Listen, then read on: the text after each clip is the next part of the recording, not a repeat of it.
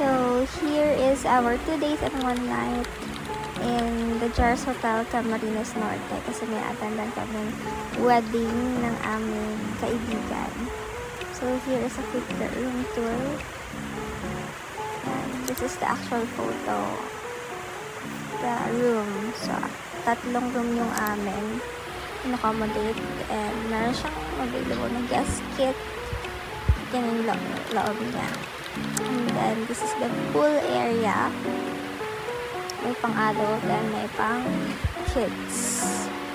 So, ayan, lumabas na kami ng konti para bumili ng snacks and drinks and also dinner namin kasi walang available na dinner doon.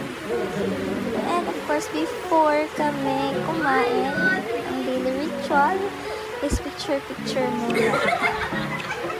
Sabi namin, picture kami na kasama yung pagkain, pero ang ending wala yung pagkain dun sa picture. Ayan, nagtatawanan kami dyan. Bago makakain ng sobrang tagal. Ayan, napansin nila na wala yung pagkain dun sa video. Pero tuloy pa rin yung picture.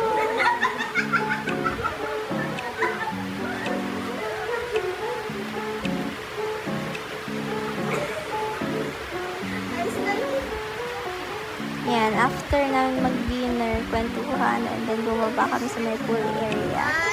So, kami lang yung gumamit ng pool area around that time. Siguro mga 9 p.m. Pero may mga naka-check-in din naman doon na iba.